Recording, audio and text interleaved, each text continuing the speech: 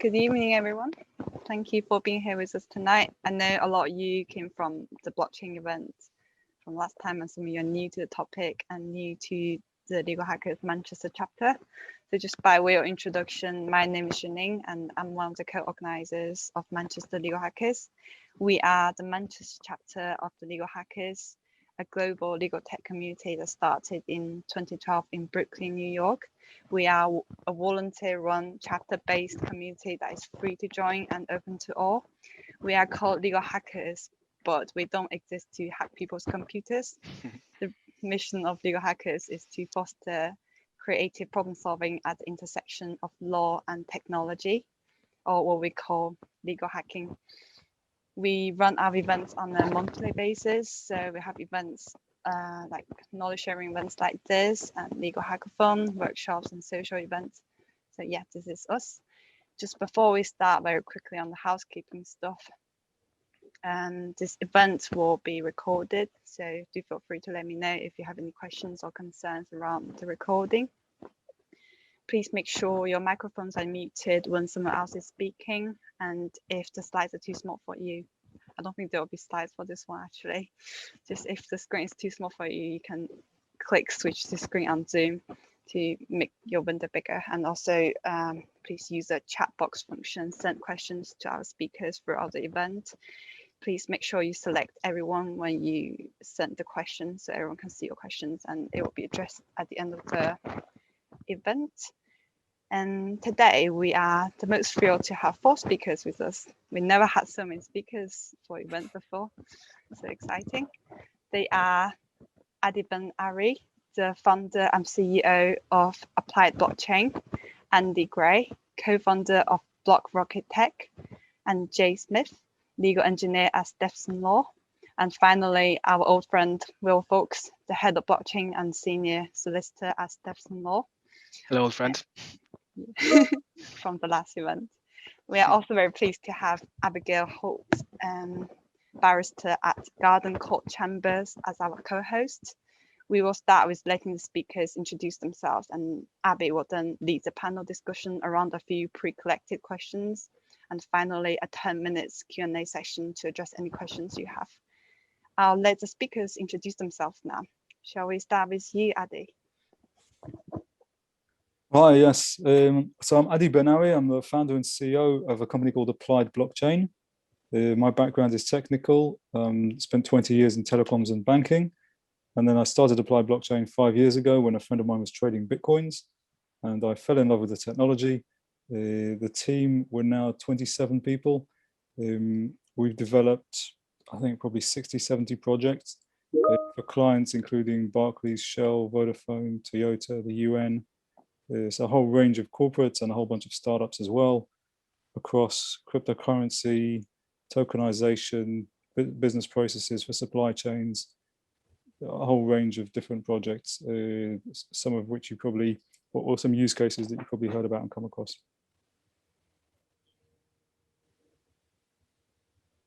Shall we go over to Jay? I don't want to follow that. That's not. So cool. Yeah, so I'm Jay Smith. I'm a legal engineer at Stephenson Law.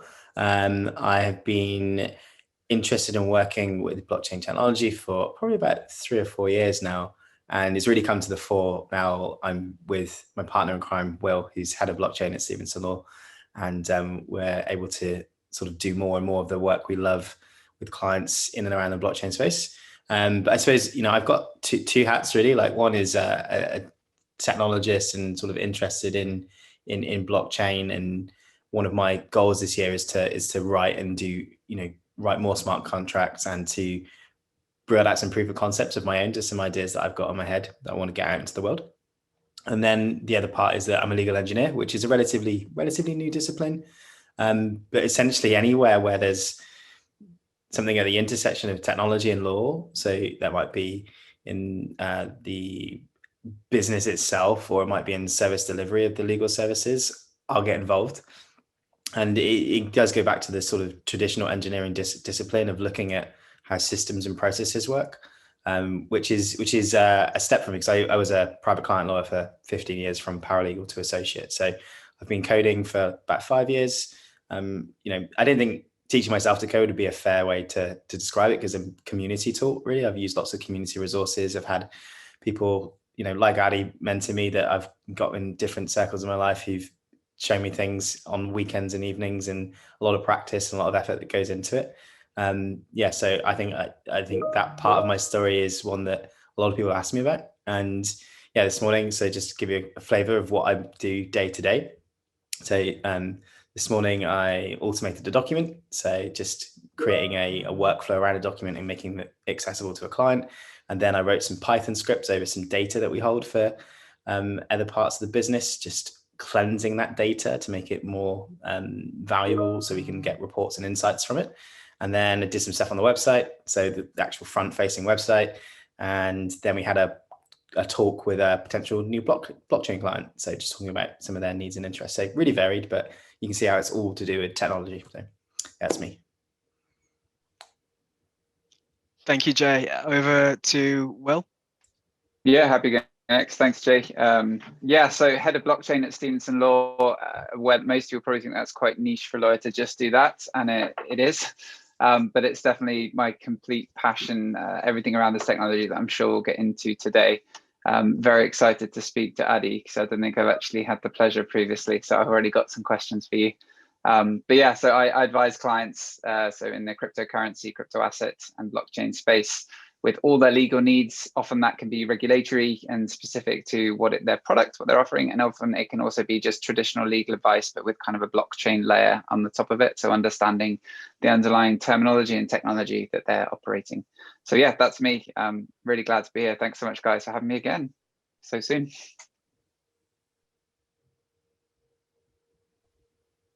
Thank you. I might have frozen, but if you're finished, well, over to Andy. Hi, guys. My name's Andy Gray. I run a blockchain consultancy. We build smart contracts for people. And we also have a flagship product, which is a digital art marketplace called Known Origin, which has been running for just nearly 3 years. We sell about $200,000 every month in digital art. So using non-fungible tokens, or digital assets as they're called. I'm just a smart contract engineer, got into it, software engineer, been doing it about 5 years. Love writing smart contracts.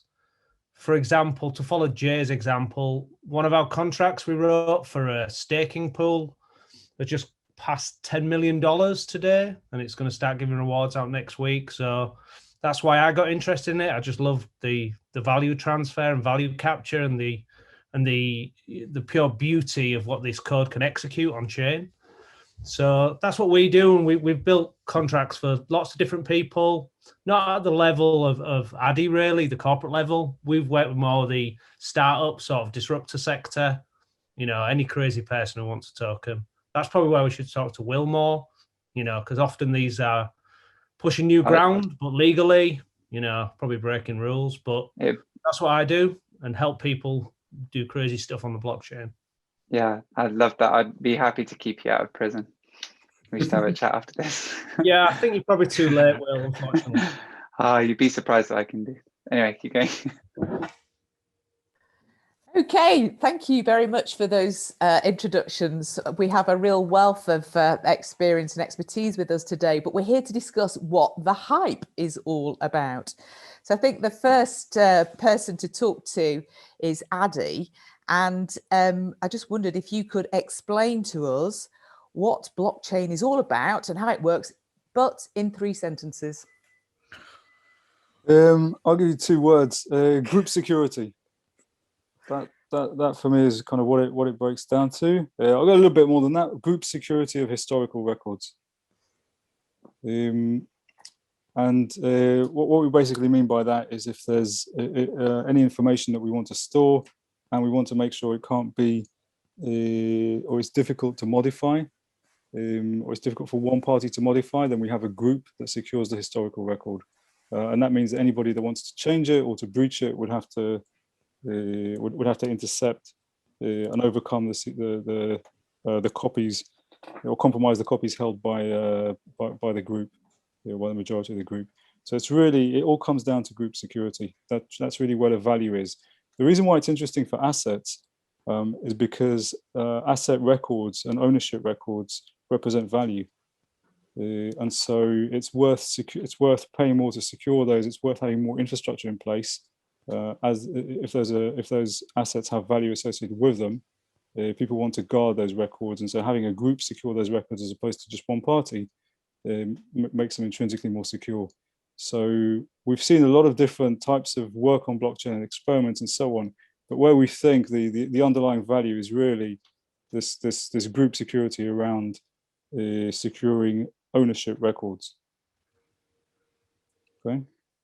In terms of the second question that I was going to ask you, it's the primary value of blockchain is the fact that it is so secure. Yep.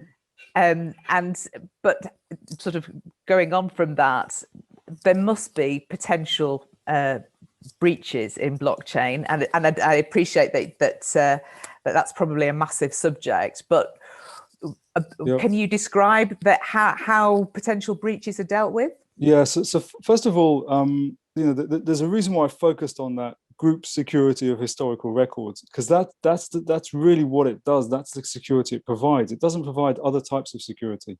So for example, it doesn't provide data privacy. It's not a technology for really storing data or passing data around privately between parties. That's not what blockchain is. And we do quite often see people thinking that's, they want to use it for that. It's really for making sure that historical records can't be changed because there's a whole group preventing that. And that's the security. That's where the extra security is provided. It's provided by the technology itself and by the group. So it depends who that group is. If you have a group that's likely to collude in order to undermine the security of the ledger, then it's not very secure.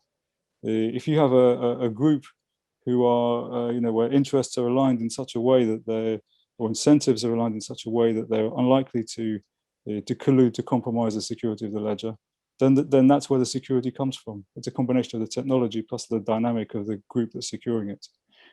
Again, it's not data privacy, and it's not, it doesn't provide other security guarantees. The ledger itself, as far as I'm aware, if we look at Bitcoin, which is the big daddy of all of this, the Bitcoin ledger, as far as I'm aware, the ledger itself, I've not seen it compromised.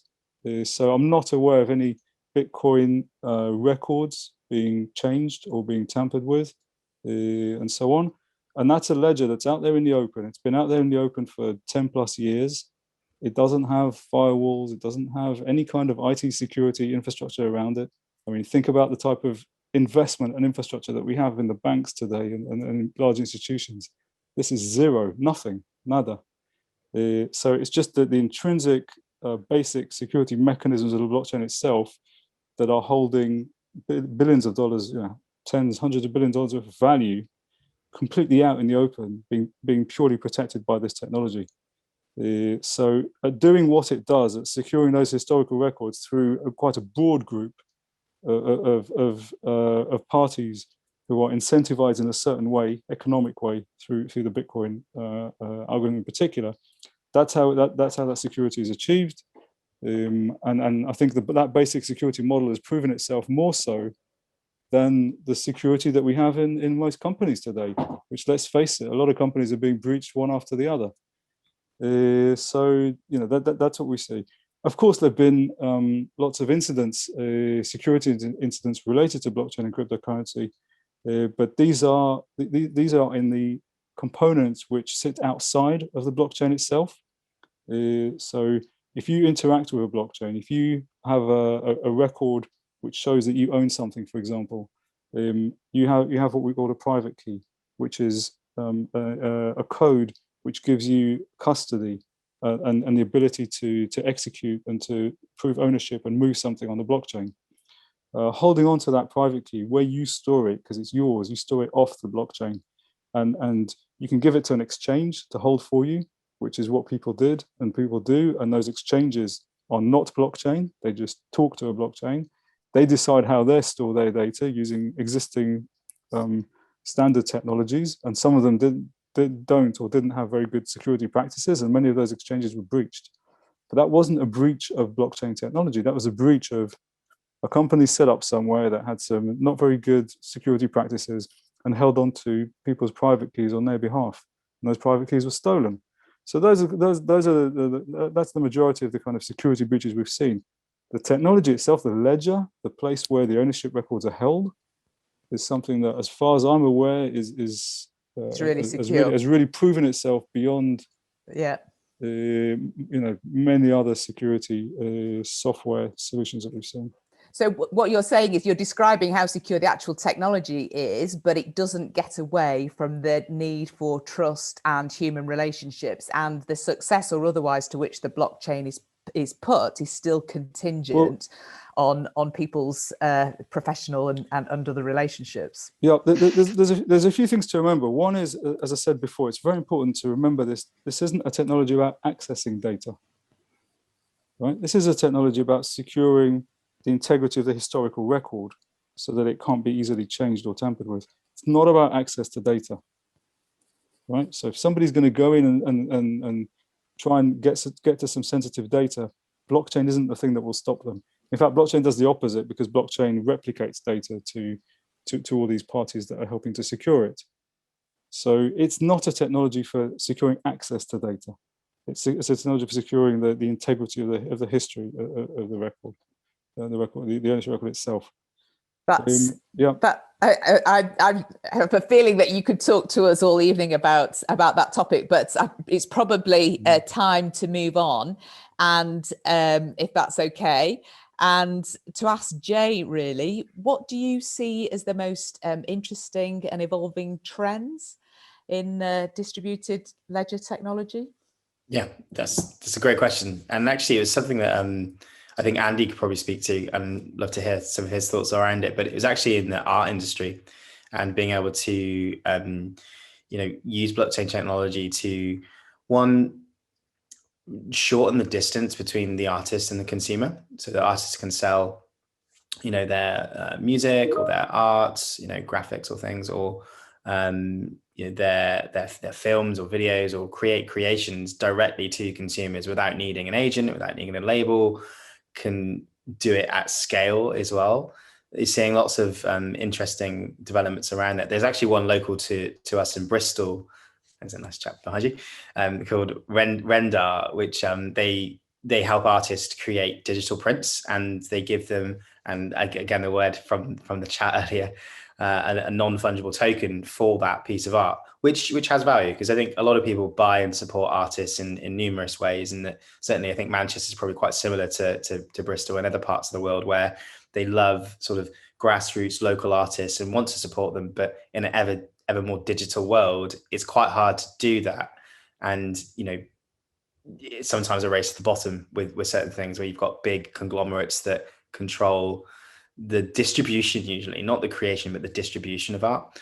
And I think that I've seen projects start and fail around this, but I think they're all starting to move in that direction of giving the artists more control over how their product is distributed. And blockchain enables that, right? So you can create that unique token around it. So then every time somebody they can either buy that unique version, and that has more value than it just being a regular copy, or there are ways that you can receive payment directly. So you can have payment rails that are set up on blockchain, so that every time that track is streamed, every time that content is viewed, a micropayment goes across to the artist. And then that leads me to the sort of next point, which is sort of the creativity around sort of how we consume content generally. So there's, we're all used to giving up a bit of our privacy or a bit of our time to watch adverts. And there's a great browser out there if people are interested in sort of dipping their toe into sort of the blockchain world when they are just consuming content on the internet, but to use Brave browser rather than something like Chrome or Safari, because Brave has in it a token called BAT. I think it stands for like basic attention token, where if you watch an advert, you actually receive some crypto back for it. Like, and I just, even though it might not feel like a like you might not be watching enough adverts to make a living from it, certainly, but just being part of that conversation and being part of that movement to actually we want to have a different interaction with how we browse the internet. Is it also a much more private and secure way of browsing through Brave? And I think there is now, you start to see it with some Apple products where they're really highlighting the privacy concerns around products, that blockchain can enable different economic models for how we've done things. And I really love that. And I think my interest in the technology comes from the fact that I studied economics at university. I worked in law where I advised clients about their property assets and fine art and doing tax planning around it. And I sort of see all these incomplete ways of doing things, or slightly perverse incentives that exist. And I see blockchain not as a panacea, but as an improvement on things that we've already done. So yeah, I think the trends that I'm seeing around crypto economics, so whether it's the artist's engagement, whether it's how we consume data and browse and experience the world, most of us sit on our phones all day long now, that new models are coming. And I think when somebody it probably won't be them, but there'll be a new music streaming service where everything is direct from the artist to the consumer. It will be written on a blockchain. You'll have that token for payments that goes back to them. It might be a stable coin or something like that.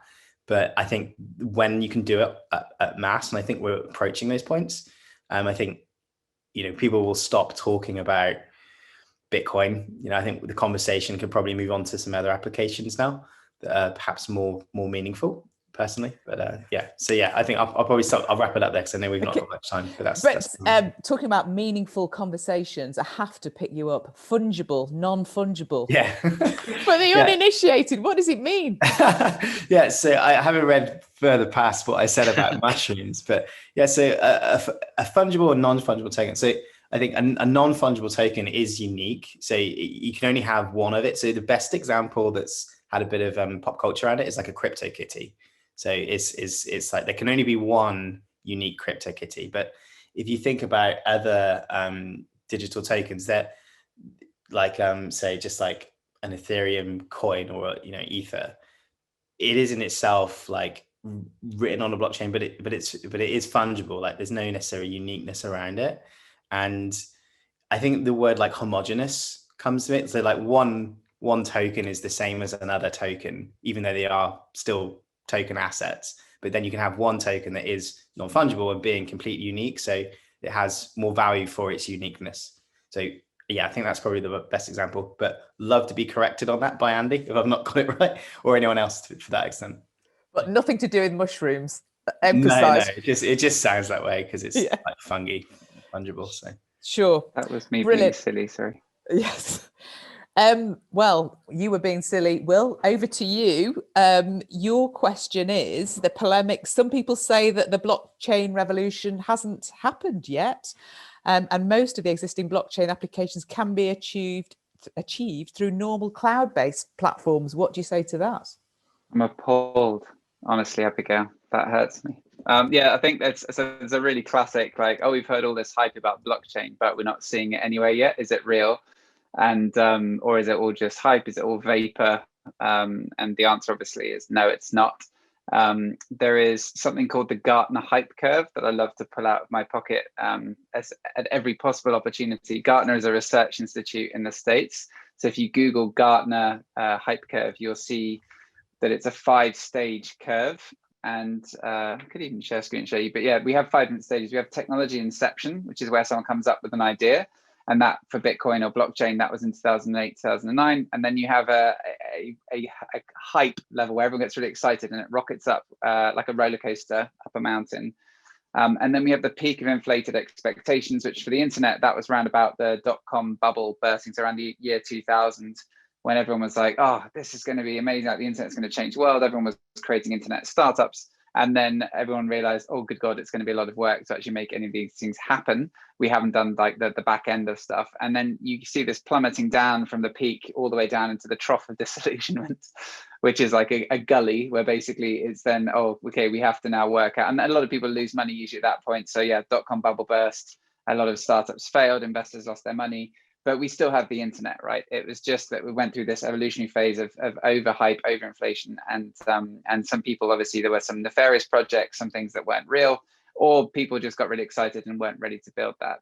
And then you come out of the trough of disillusionment up onto the plateau of productivity, the slope of enlightenment, sorry, and then the plateau of productivity.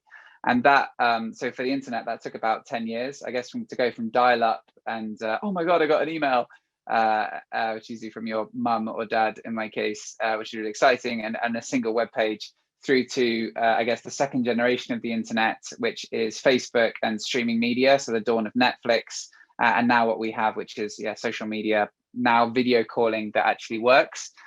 This is the second generation of the internet, and blockchain represents the third generation of the internet, or what people are calling the internet of value. So we're in the internet of information at the moment. It's very easy to send an email, Wikipedia, look up information, but we still don't trust the internet to share anything of value. So we don't trust, so we use intermediaries, right? We use PayPal and eBay. And if you guys remember eBay from back in the day, those of you old enough to remember when eBay came out, it was still a massive trust leap to buy concert tickets of someone that you've never met based on a star rating. I remember people like, well, you can have £200 to someone you never met based on a star rating. And now we take that as granted, but we still pay these intermediaries fees to overcome that trust gap.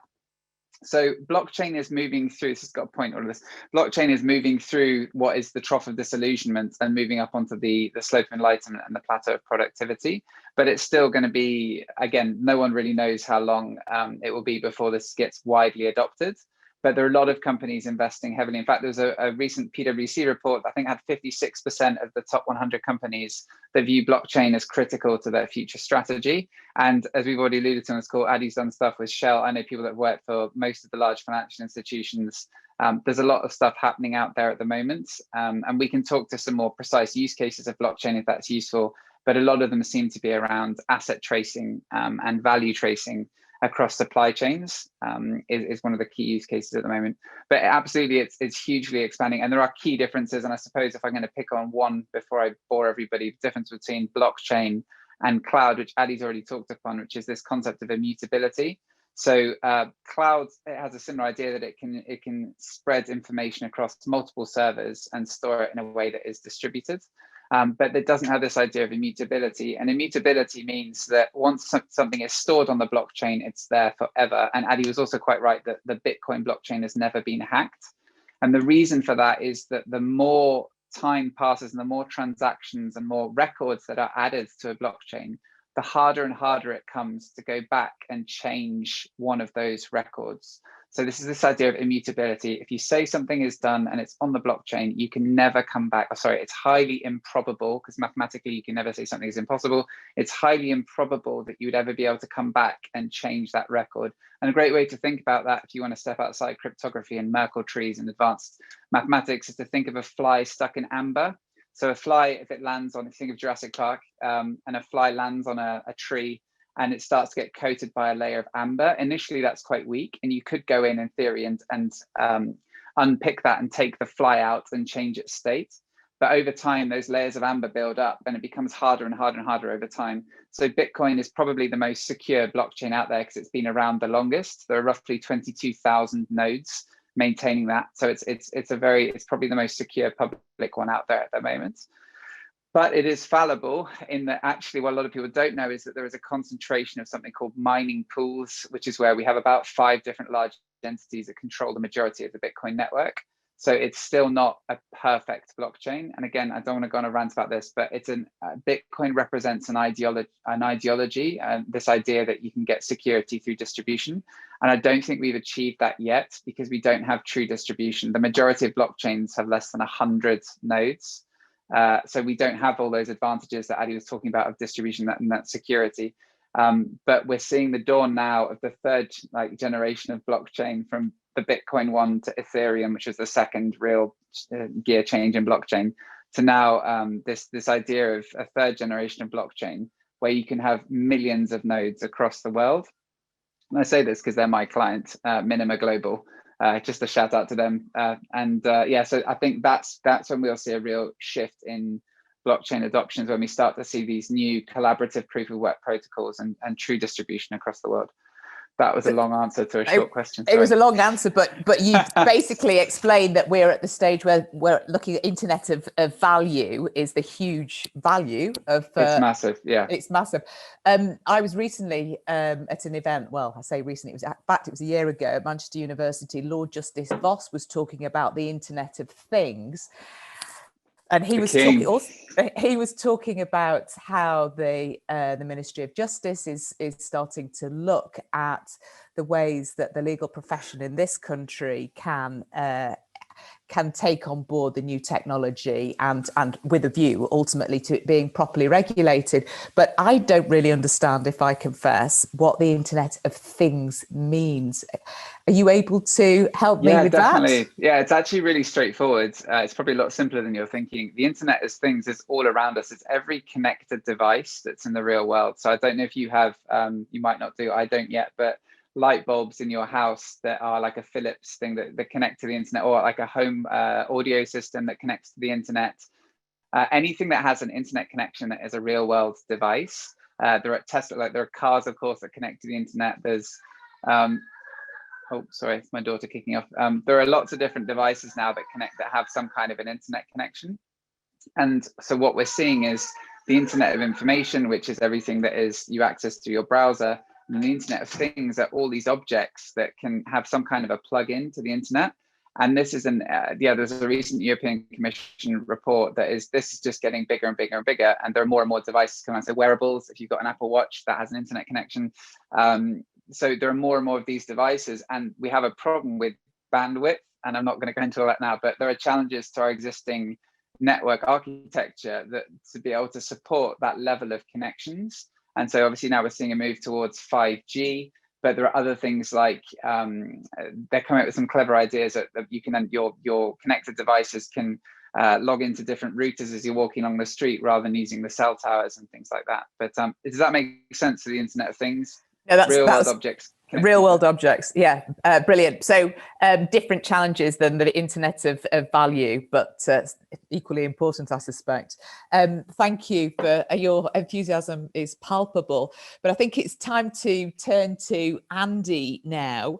And I was hoping that Andy of Blockchain Manchester, could you give us examples of existing blockchains and ideally projects that you've worked on? Yeah, so I'm quite lucky because people come to us to build things on the blockchain. And going back to what the other panelists have said, it is real. Stuff's happening now. The adoption's still early. It's tricky to use blockchains, and then there's different types of blockchains, but there's a lot of work going on. As Jay was discussing, our primary thing we've worked on is an art marketplace. And why we think that's awesome is because it gives provenance and a certificate of authenticity through the blockchain. And to sort of second what Adi was saying, in my opinion, public blockchains are very important. There's two types of blockchains, public blockchains and private blockchains. I'm very biased. I think everything should be on a public blockchain. And that's because the people who are running them and the nodes, all the data is available. It's a lot more censorship resistance and tamper proof. So when we sell art every day, digital tokens, but the blockchain can report, exactly in one atomic transaction. So by atomic, I mean in one go, it takes the money from the person who's buying the art, sends the artist 85% direct. We never see it. We take 15% commission as the marketplace, and it transfers the artwork as a token in one go. That's just magical, and you can see it on a public blockchain. We haven't got a database. Our database is a public blockchain that's running over on the Ethereum blockchain, which is the second biggest one in theory. And I think there's about 6,000 nodes, probably a bit more. I'm probably quoting the wrong thing. And all them nodes then have got that data on it that can be verified. So for us, that's really powerful. And the people who use that really leverage that power and believing it. And the image of the artwork is stored again in a distributed file system. I won't talk about that. So for us, it's perfect. The provenance is built in, and that's why we got into that use case. We followed that up by building physical toys that have chips in the feet that we track on the blockchain. So imagine in the future where you've got your, and I know a lot of high-end goods like handbags, whiskies, not high-end, mid-range goods have now can be tracked on distributed ledgers and public chains. So there's lots of really powerful use cases, and just basically the store of value through tokens is really powerful. I mean, we all the time, people are building tokenization models, you know, it's just like building tiddlywinks, really, digital tiddlywinks, but there's a real value to be able to prove who's got them, what value they've got, how much they've held previously. You know, imagine a time where if you buy an artwork off our platform and we have a VIP party in Manchester, anyone who's got an artwork is getting straight to the front, and we can prove that, you know, by using the blockchain. We don't need some like piece of paper and a secret VIP list. We can actually know if they've held the token in their digital wallet at any point and be 100% sure that that's correct. So the use cases are really opening up. And I think in the 3 or 4 years we've been building stuff, it's just getting more exciting, and we're just really seeing a lot of it come to fruition. But it's still early, happening, you know, same what Will is. It's early. It's still hard to use. Using blockchains, you know, how many people use them every day? I do. Not many other people do. So you know, if I thought of a process in my work, and at the moment as a barrister I can't, but if I was in a different business and I could think of a way that blockchain could be useful, where's the blockchain shop? Who do I go to? Whose door do I knock on to say, please design a system for me? Is it somebody like you? Because obviously I can't go to Sainsbury's or M&S to buy a blockchain. Well, it's only like software. Blockchain solutions are software solutions. They're just using, the blockchain is like a big Excel spreadsheet that's replicated hundreds and hundreds of times, or a database that can't be turned off. So, you know, people build software solutions all the time, and there'll be more and more blockchain engineers and consultancies like ours, so you can go to and figure it out. I mean, with smart contracts, which is the code that runs on blockchains, they say code is law. So in the legal profession, it becomes very, you know, there's lots of very simple use cases you could see self-executing on blockchains, you know, escrow style services, you know, and things like that. You know, it's most industry, you know, one of the problems with blockchain is a lot of hype around it and money flying around. So every industry in the world or every use case has been tried to be shoehorned into blockchain, but not everyone fits, and most of them could be built in a traditional way with a database by a traditional company. But there's very specific use cases like Addy was mentioning that are perfect for blockchain, and these will be what will really flourish and be successful in the coming months and years. Yeah, I would second Andy. I think, you know, technically, you know, most developers can get their head around blockchain and understand how to integrate with it. But I think the problem has been people not understanding what it's not good at. And so there's been, you know, there've been lots, as Andy said, there've been lots of people proposing things using blockchain and perhaps building them or having people build them when actually the value of the technology isn't there.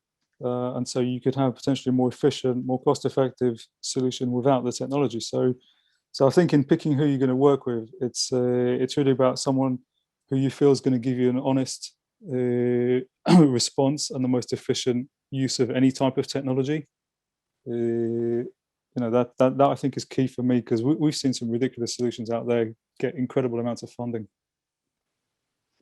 But I had something very quickly that's a little story that I heard about technology adoption. And so over the course of history, we've always seen that technology creation, invention always precedes adoption by, I think Ariel, my good friend, said it's usually about a generation. And an example that I heard, because cultural adoption lags, right? So you have the technology can be amazing, but it takes a while to adopt it.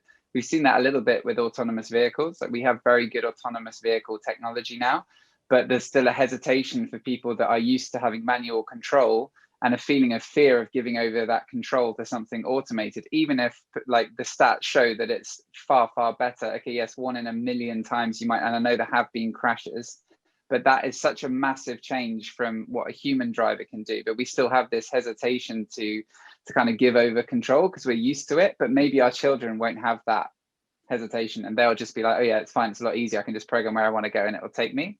And the story I heard was around the Industrial Revolution and bridge building.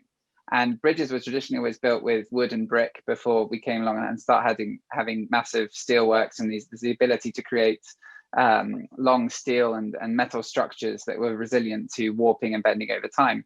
And apparently the initial engineers, when they had these new materials, tried to use the same architectural techniques and designs as when they used brick and wood. And it didn't work. It was structurally weaker than using brick and wood. And there was a big movement of people to say, we should stop using this and go back to the technology that we understand. And that's, I think, a really good story, because it shows that now, of course, we take it for granted and we can build bridges that are kilometers long using steel and tensile wire. But there was a real movement at the time to say, stop, this isn't working, it's not as good. So I think it's just a little story I want to tell. Yeah, from my perspective, Will, on that, sorry, I'll be short. The art that we sell, people expect people are going to print it out and put it on a wall. That's not how people are engaging with this now. Times are changing. It's like I attend virtual events in virtual worlds where virtual galleries are being built to show this artwork. So there's an aspect of, this, if you watch films like Ready Player One and all this crazy AR, VR stuff, people are going to interact with the world, and blockchain is going to be part of that in a different way. Thanks for that. One of the things that, just picking up on something that Will said, the way that adoption of technology often significantly lags the creation of the technology. But we know, those of us that are lawyers, that legal regulation often lags behind that. And yeah, Will's doing this. I think one of the challenges with respect to blockchain technology is that the blockchain is going to be dotted all over the world. And so that brings into question the whole issue of legal jurisdictions, which until now have been largely based on national borders. I suppose the EU is a bit different, but I just would be interested in your thoughts, all of your thoughts from different perspectives on the regulation of blockchain and how that can be done practically, from the stones that we're starting with the national legal systems that we have. I have a lot to say on that, but I'm happy to wait until someone else goes. I don't want to hog the mic. Who wants to go? Does anybody else? Go on. This is your thing, man. This is my thing. Okay.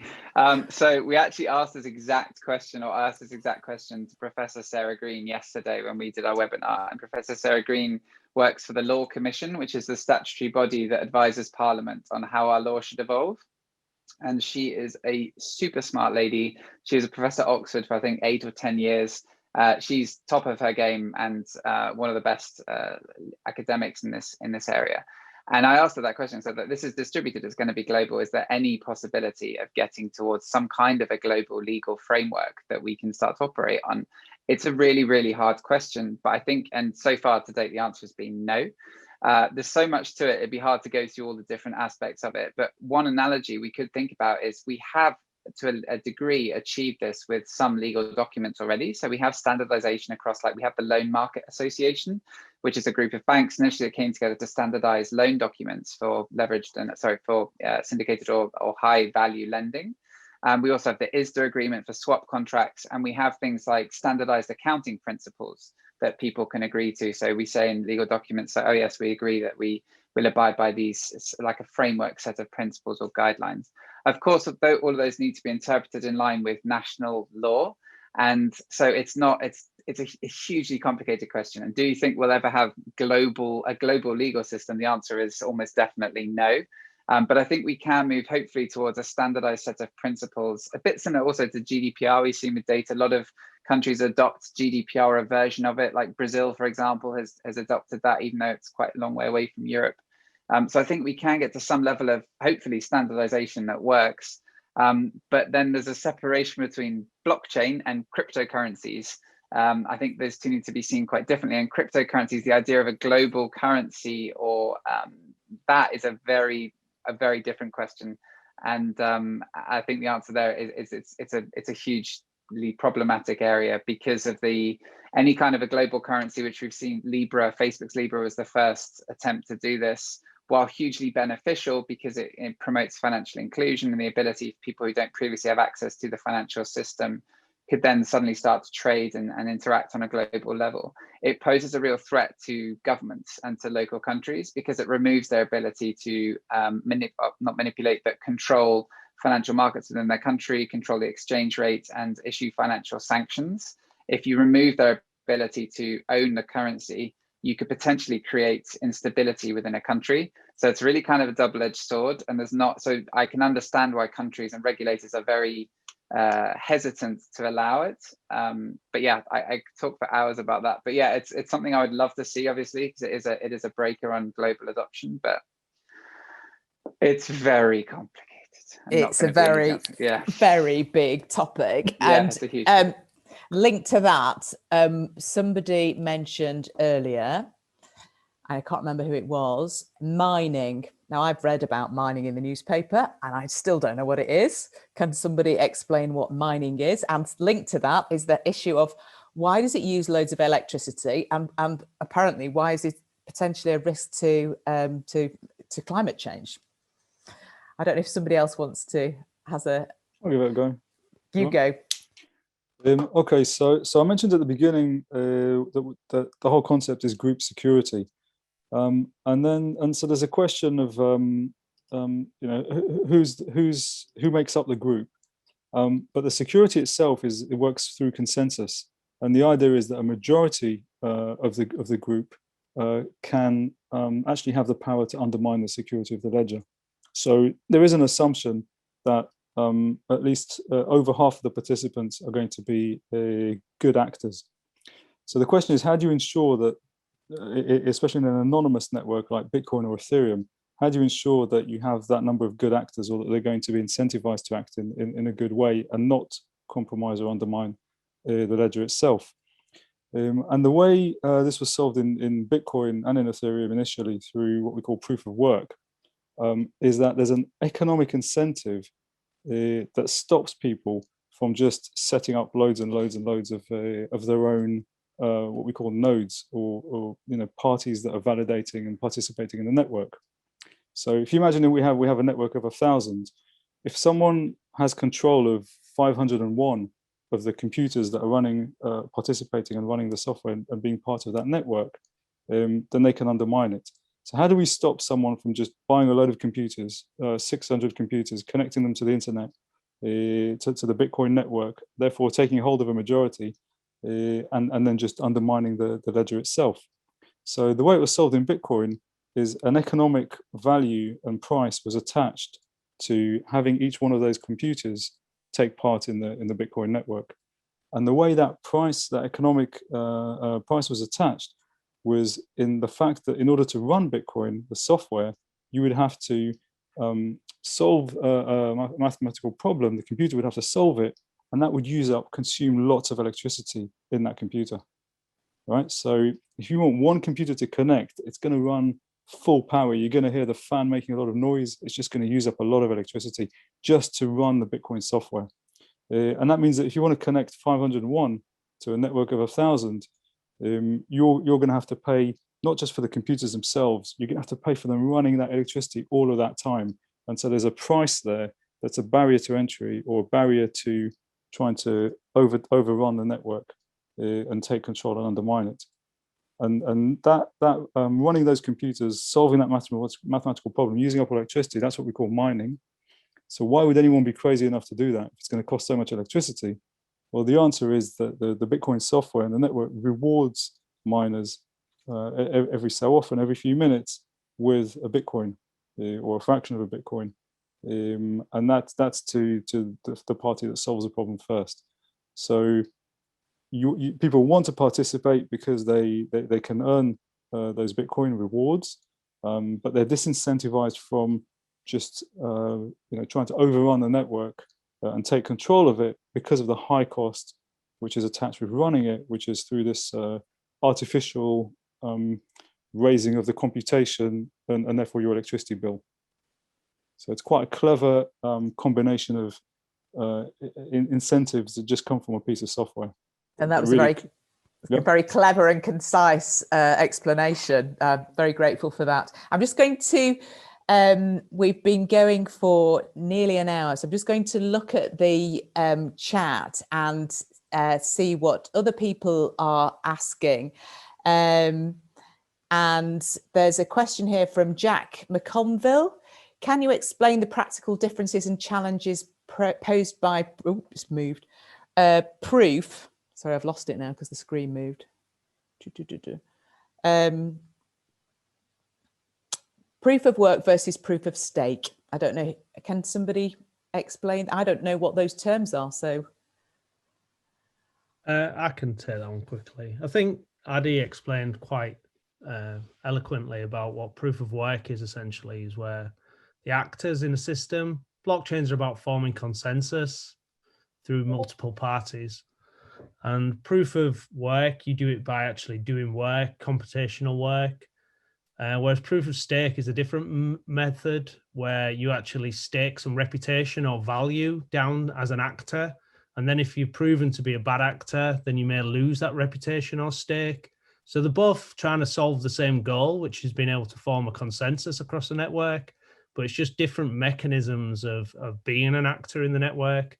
And as mentioned, like most of the biggest blockchains are proof of work, but because of the energy concerns and the effort it takes, a lot of people are becoming a lot more interested in proof of stake networks, which can be a little more tricky and slightly federated, which can be bad, but they can be consume less energy and they're just working a different incentivization model and economic model. So they're just different ways of achieving the same goal, really. thank you. I think I've got a question for Jay, because I know at the previous event, when we were talking more about crypto assets, Jay confessed to being super interested in banking and economics.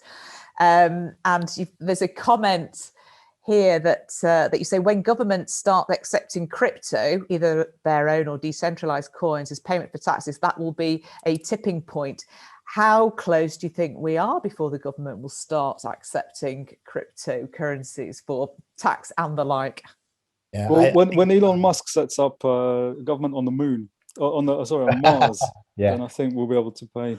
we will go to Mars. Yeah, we're definitely not going to have any fiat in Mars, are we? But yeah, I think it's coming pretty soon. I think within the next, I don't know, you can quote me on this then.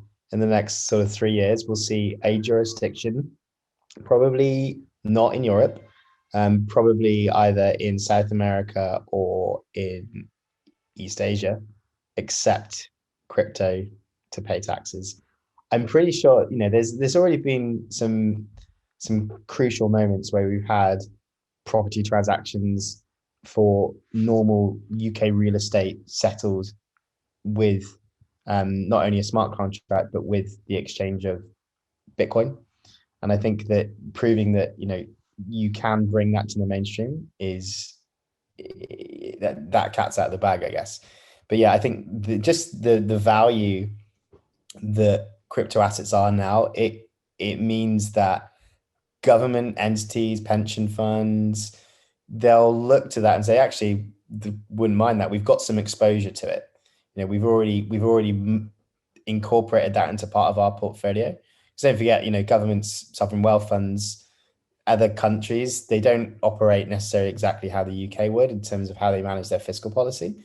So you'll have, for instance, like a Saudi fund will have Bitcoin. They will own it. They might have that farmed out to a broker or an agent, but it'll be part of their mix. So when someone comes along, might be like a late filing penalty, and they'll say, or it might be a punishment for not filing their crypto tax return properly or not declaring their interest. And they'll say, oh, well, we can seize it, or you can just pay us in the crypto. We'll accept that. That's fine. Like those things are happening. I think there's kind of like rumors that the FBI holds absolutely loads of Bitcoin from seizing computers and wallets. So, I think my issue probably comes to that I see Bitcoin more as a store of value, like digital gold, than I do as a currency, because it's not yet used to exchange for everyday goods. But you could in theory do it. So, and I was out in Mexico about 2 years ago, and I went to the Bitcoin embassy. Awesome little bar, and they had a Bitcoin ATM. They had all the tickers up for all the different cryptocurrencies you could pay, and they would accept it.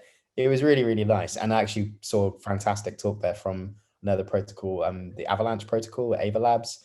Really, really interesting projects come out of like Cornell University in New York. So yeah, I think that's coming, and I think that the interest that we've seen of governments issuing central bank digital currencies is growing. And when you look at the challenges that fiat has, like all around the world, we've got record low interest rates. It's very, very hard to stimulate economies now.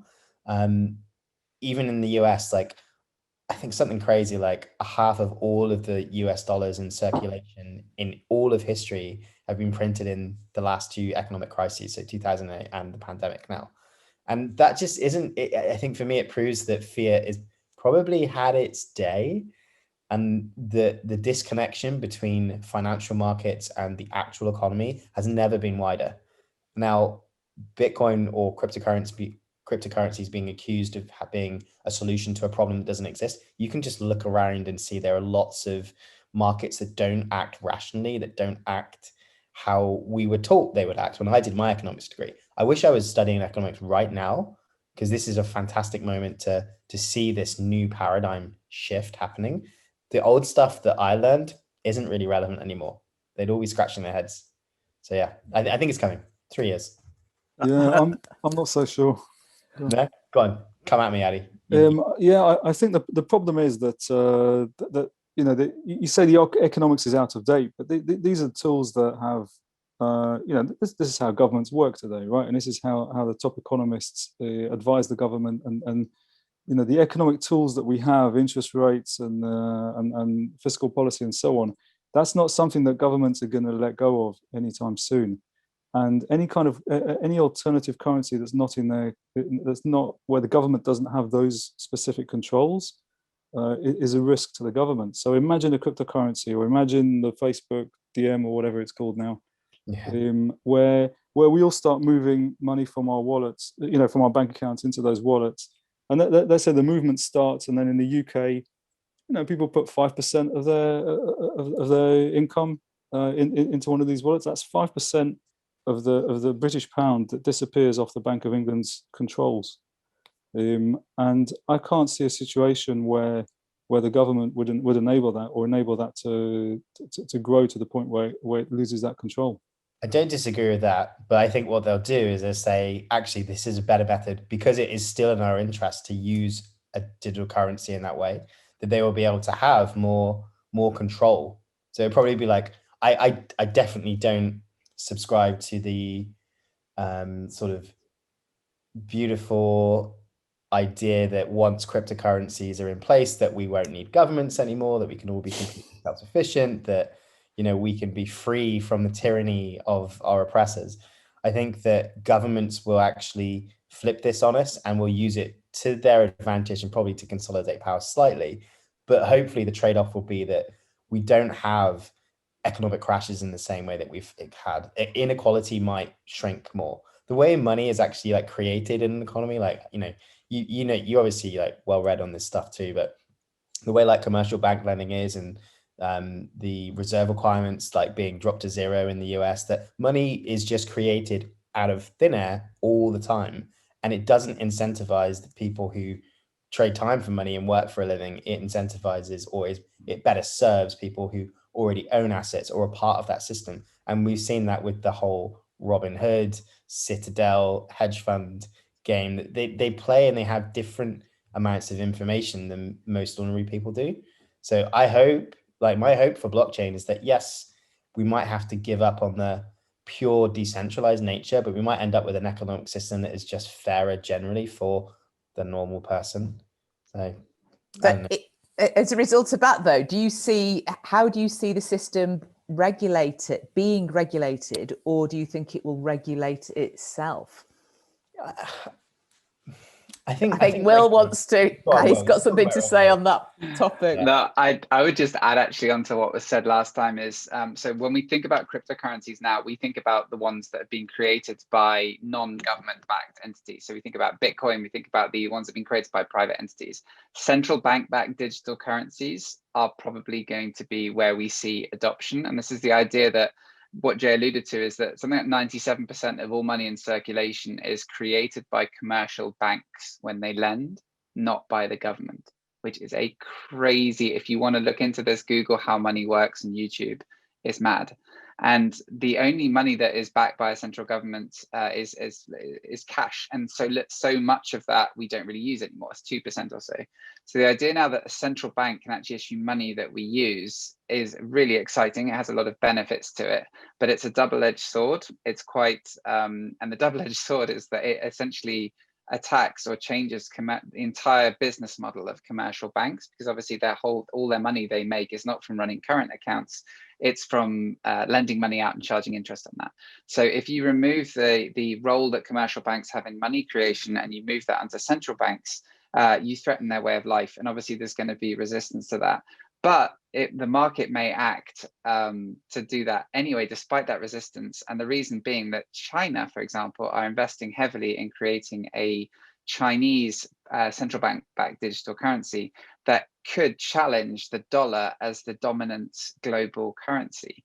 And when that starts out, because it's more frictionless, more secure, whatever, I won't go into all the benefits of that, but there are reasons why that could challenge the dollar. And what that means is because China are doing that, Europe are now looking at that. The European Commission recently issued a paper.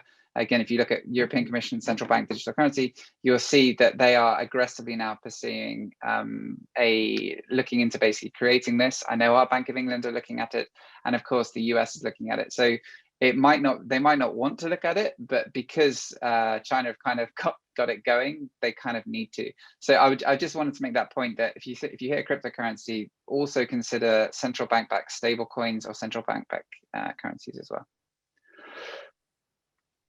Thank you. There's a wasn't question. Your question. Sorry. No, not so. There's a question in the chat from Harry, which is, again, it's quite a general and interesting philosophical question. Can the regulation keep up with the technology? Anybody want to have a go at that? Andy? The answer is no, obviously. But this is what I find really frustrating, is that what you can do with some of these models and the distributed global nature is absolutely, the power of it is unbelievable. But obviously we all live in a world where we've got jurisdictions and laws in the countries we live in. So that is constraining, probably rightfully, what you can do with some of these technologies. But personally, I find it frustrating because some of the opportunities and things you could change would be unbelievable. But I'm not a lawyer, and I don't, but these regulations are in place. So hopefully they'll start to keep pace and we'll make breakthroughs. But I find it frustrating that it can't keep pace. But I think things are changing slowly. And I think it's somewhere in between where Jay and Addy was speaking. Hopefully we'll be able to use blockchain and crypto a lot more, but I can't see us using it every day for a long, long time. Yeah, I would add to that I think there's two parallel universes right now, and crypto isn't just about these Bitcoin going up and down in value. There's a whole alternative financial services infrastructure that's being built around these digital currencies. It's called DeFi, decentralized finance. We have decentralized exchanges that run in smart contracts. We have lending that occurs through these contracts. And these are autonomous bits of code that run, and they have no mummy and daddy. There's nobody to stop them. And people are putting their funds in, and these things are running, and they're not just storing value anymore. They're actually executing financial services. And it's an alternative universe. It's moving so quickly and becoming established and proving itself at a crazy pace compared to the regulation. The regulation is just miles off, and I think it will just come to a tipping point where the governments and the regulators just won't be able to ignore what's been created over there, because it will offer such efficiencies that the countries will themselves want to be able to harness those inventions and efficiencies. I couldn't agree more with that. That's spot on. Like, I won't share it today, but I think if anyone's seen me speak before, I like to get an infographic up of derivatives and just like how big derivative markets are. And you remember, like with a derivative, so you create a contract which has value based on a certain outcome. It's perfect for a smart contract, but the amount of value that moves around globally in that, is phenomenal. It's like orders of magnitude bigger than what we think of as like real money and real assets. And then you think about the people who have vested interest in that process being very efficient, very clear, has less human interference with it, particularly from lawyers. Like lawyers in big law firms make a lot of money in derivative markets, like writing the contracts, making sure things go right, suing people if it goes wrong. Like, I think it's actually, if there's one space where lawyers are going to be less necessary in the terms of man hours that they put in, is in derivative markets, where you can have systems that Addy's described doing a lot of that autonomously and automatically. Like, it's really exciting time for that space for sure. For sure. I think one of the things that's quite interesting about the DeFi space and the code is law is this is where some of the horror stories come out, because if you get the code wrong, bad things happen. I mean, the code that we've launched for a DeFi product which I wrote personally, has got $10 million in it right now. It's been audited by another company to make sure it all does what it's supposed to, but I can't stop it. I can't get the 10 million out of it. The code I've wrote has captured that value and it'll execute as the code dictates. And that's frightening, but it's also very powerful. And are you insured if it goes wrong? It was built for a client. It's not, but it's been audited. But no, if a bug happens, I'm not. We're insured with personal indemnity, of course, if we get sued by the client. But I ain't got $10 million to give back. And these things happen, and everyone just sort of shrugs the shoulders and say, well, that's, it's a new technology. So if it, I won't feel, I'd feel a little bit guilty if $10 million gets locked in it, but it's part of, because of the nascent nature of the industry, it's still sort of a bit Wild West at times. Yeah, I would add to that. I think it's maturing. Right. So in the same way as you have some of the code we find has some bugs in it, there are now contracts out there that have just processed tens of billions of dollars in value, and you can take those and you can use them, and they've proven themselves out there in the wild, just like the blockchains themselves. So I think it's a maturing that needs to happen. Yeah. I totally agree. And what's amusing in blockchain coding, you never really get told off for copying people, because if I copy the code and that code's held 10 million in it elsewhere, and I just adjust one line, people are a lot more happy to use that than me going freestyle. So this is actually a clone of a project called SushiSwap, which is a very successful project where an anonymous programmer wrote some code, but it's proved to work. It's solid. We're sort of just building on that, and it's unusual for some people because it's like copying stuff that works is a good, and it's all open and open source, and the code's there for everyone to see. No one ever reads it, but it's there. I think that's what I actually really like about the blockchain community and development generally, that it's so opposite to how lawyers think. Like, lawyers like to keep all of their secrets behind closed doors and pretend, sorry lawyers, to pretend that we do things that are way more intelligent than they actually are, when we're all just actually downloading the same precedent from practical law. But with software development and open source technology and that kind of ethos around blockchain, that sharing code, borrowing from other spaces, testing each other's code, and as a community moving the whole conversation forward, I think that's part of the attraction for me to like try and just hang out with people like Andy and Addy and stuff like that. So yeah, because I think the philosophy and the mentality around it is part of the attraction. So. Right, thank you very much. It does will lead to interesting causation problems, though, when things go wrong, and to try and trace back to what extent anybody or anything is responsible. Anyway, I'm just seeing the time. It's 7:15, and I think that we've sort of reached a natural pause in the conversation. So I just wondered if Jeff was still there, because I think he wants still here, Abby. You're still there. If you want to wrap up at this point. Thanks, Abby. So I'd just like to wrap up really by saying it's great to see so many of you here at our blockchain event today. Big thanks to our great panelists, you, the audience, and our hosts. Watch out for our next event, where we'll be working with some great partners to bring hands-on introduction to low-code legal tech tools, a hint on what's to come. It might involve a hackathon, but you'll just have to wait and see. So watch out on our social medias and we'll give you some more information. If you're interested in connecting with our panelists, then I'm just going to drop in their LinkedIn's here now, and they're always happy to connect with you afterwards. So if you do have some follow-up questions, feel free to get in touch.